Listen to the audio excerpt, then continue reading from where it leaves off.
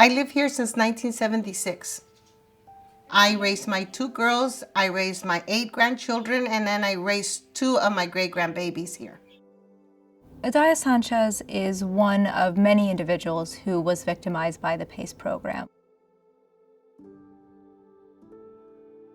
This program was well-intentioned, designed to help folks make energy-efficient improvements to their homes, but instead it has been a scourge on so many low-income homeowners here in Los Angeles. They came to my house, they said that I needed the solar system, that it was gonna dramatically reduce my light bills. We've serviced over 200 clients who have in some way or another consented to home improvements but not been told anything about the way that it would be paid for. When my property taxes came back in November, I went from $600 property taxes to almost $10,000 property taxes, which I could not pay. Like so many other individuals, Ms. Sanchez was stuck with a bill that she cannot afford for work that was supposed to save her money, but has instead put her home in jeopardy. I nearly had a heart attack. I couldn't sleep, I couldn't eat. I thought I was gonna lose it, and my kids were born here, my grandkids. What am I gonna do? Where was I gonna go? Out in the street? A lot of our clients are elderly individuals, people who've owned their home for years, who have worked hard to build equity in those homes, and were lured into financing they couldn't afford. In the case of the Hubbards, a man came to their house pitching them on upgrading the windows at their house.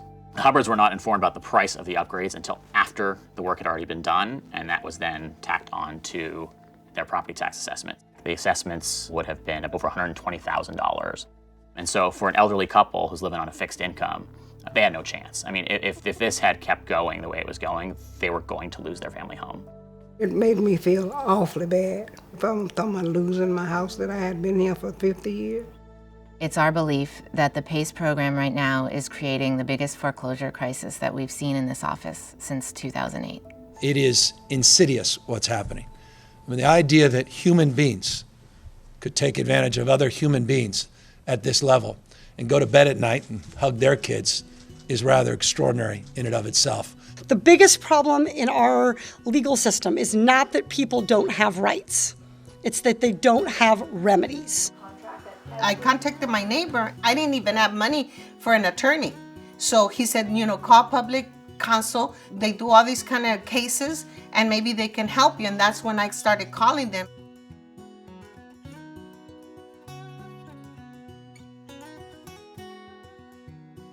The lawsuit challenges this practice of making loans without determining whether or not the homeowner had the ability to repay it.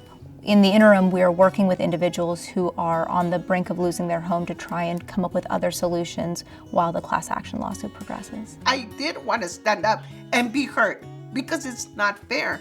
You work all your life, you save your pennies. I have to fight not just for myself, but for other people that this has happened to.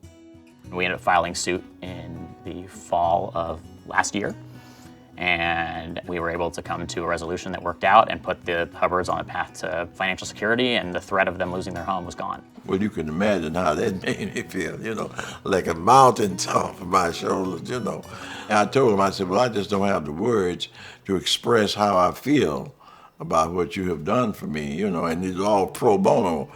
This would have never ended this way. I believe I would have lost my home, matter of fact, if it doesn't be for public counsel, and Justin. I was so happy that that wasn't on us anymore. At the end of the tunnel, I can see light. With their support, I have no doubt that we're going to beat this. I just want justice for me and for the other people.